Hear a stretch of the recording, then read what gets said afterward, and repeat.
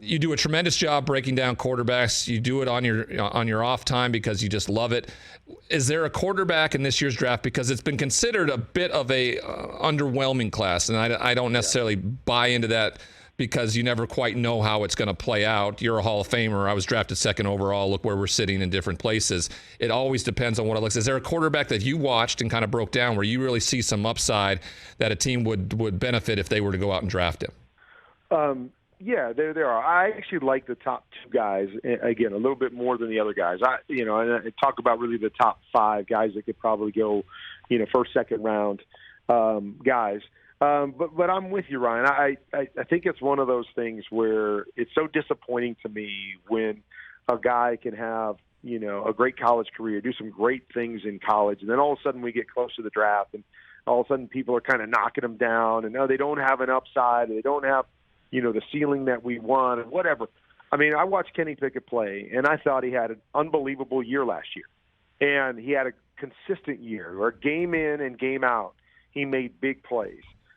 He carried his team week in and week out. They asked him to throw the ball down the field. It wasn't just a bunch of dink and dunks and wide receiver screens. I mean, he bought time. I mean, I watched the tape, and, you heard people, recently kind of knocking him down. Maybe they won't go. So I went back and watched more tape, and I was more impressed when I watched tape the next time than I was the last time. Same happened for me with Malik Willis. That you watch just a handful of tapes the first time or games, and then you go back and you watch some more games. And I was more impressed the more I watched both of these guys. Their command of the football, their touch on the football, their ability to make plays, their ability to process, through their plays. So I'm excited about the top two guys. A lot of people aren't.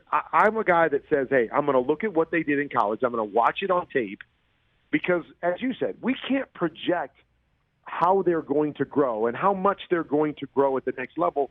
So all you can base it off of is watch their tape, watch them on a consistency basis, and if they were good at that level, I have to presume they're going to be able to take that and translate it to the next level, and then we'll see how great they become. So I really like the top two guys, that I watched in Willis and Pickett.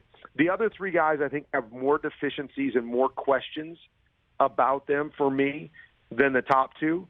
I think Sam Howell kind of intrigues me a little bit because when you watch him, he's got 3 years of really good tape, making a lot of big-time throws. He's maybe the most gifted thrower of all these guys, the most natural thrower of all of these guys. And so I'm intrigued by where he might go and what he might become at the end of the day. But I do believe you got some potential of some guys that could go to the next level and be stars. Yeah, I agree with you. Sam Howell has a ton of experience. There's a lot of quarterbacks in this year's draft that have a lot of experience, a lot of snaps, where a year ago kind of the guy that I thought might have a good shot but didn't have a lot of tape, didn't have a lot of exposure or experiences was Davis Mills, and he went on to have a tremendous year for the Texans this year. That's a big part of all this, right? The amount of snaps you get, because once you get to this level, they want you to be able to play as fast as you can, and the more snaps you have, the more experience you have, the better chance you're going to be able to absorb and be and articulate it on the football field. Well, and I think a lot of it has to do with how they're playing the game too, Ryan, is that I think that's something that is missed quite often because it's such a different game from college to pro. And, a lot of times when I break down tape for the draft and I watch these college offenses, I don't even know how to assess these quarterbacks because I know they're not playing the game in college the way they're going to be playing in the NFL. Right. And so it's hard for me to go, I don't really want to project this guy because I haven't seen enough of what I expect him to have to do at the next level. The guys that do that are the guys that, to me, are easier to assess. And you mentioned Davis Mills. I thought the same thing when I watched him. I'm like, this guy really intrigues me. I know nobody's talking about him, but the consistency by which he plays, the technique with which he plays the game, gives him a chance to be successful at the next level. Doesn't guarantee he's going to be a superstar, but gives him a chance in a unique way, and that's kind of how I break down the tape as well, and that's why I say with Kenny Pickett, I think they asked him to do a lot of things that he's going to do at the next level, and he showed that he could do it and do it at a high level, and do it through the course of an entire season. And that's why I put him kind of above everybody else, but why I'm intrigued. Does he have to get better? Yes. Everybody does. Nobody comes into the NFL as a great college quarterback and is automatically great not having to improve at the NFL level. Everybody's got to get better and improve, and that's the unknown that we don't know, and why you have guys like myself or Tom Brady that in college it was like, but you get to the NFL, and these are guys that can continually grow and get better in different ways and get acclimated to the speed, and the speed maybe brings out the best in them. Playing against the best players takes them to another level, and that's what we don't know. And so to try to project that and everybody throwing out the ceiling and the upside words, I'm like, you have no idea what this guy's upside is, because I don't know if you agree with me, Ryan, but usually when guys grow at the next level, it's not because they throw the ball farther or they run faster. It's because mentally they take themselves to a different place. And that's the thing that nobody knows about any of these guys.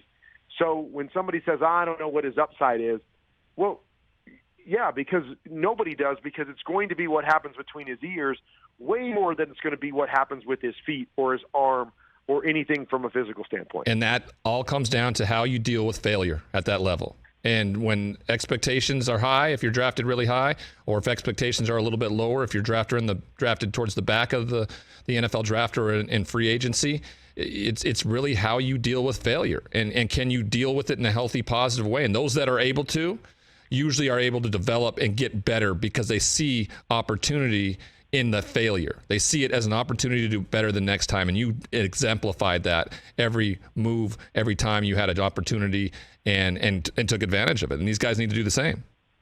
No doubt.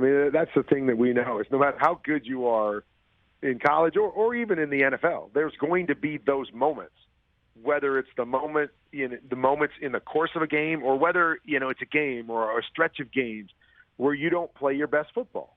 And to be able to work through that and to be able to hold on to your confidence through that, to know who you are in the midst of those failures so you can, like you said, learn through it. You not get tentative and go, oh, my gosh, I just threw an interception. Yep.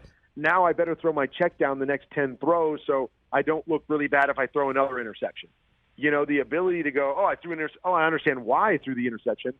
I'm going to make that same throw this next time because I believe I can make it, but I'm going to do it a little bit differently. And so it does become so key. And, those are all the unknowns. And it's the beautiful part of the position, and it's the most difficult part of the position is, trying to figure out what you can and cannot do, what you can be and what you can't be, and how to make different throws. I remember hearing that great story about Peyton Manning. I don't know if Marshall was telling me this, but he would go into practice or even games, and he'd try to make a throw in a game, and he's like, man, I know I can make that throw because I made it in college. And then he'd go and make that throw, try to make the throw again, and again it gets intercepted. And eventually he goes, okay, I had to learn that I couldn't make that throw in the NFL. Yep. And the only way to learn it is to try it and to try it again and to try it again and then realize, I keep thinking I can make it, but it's showing me that I can't.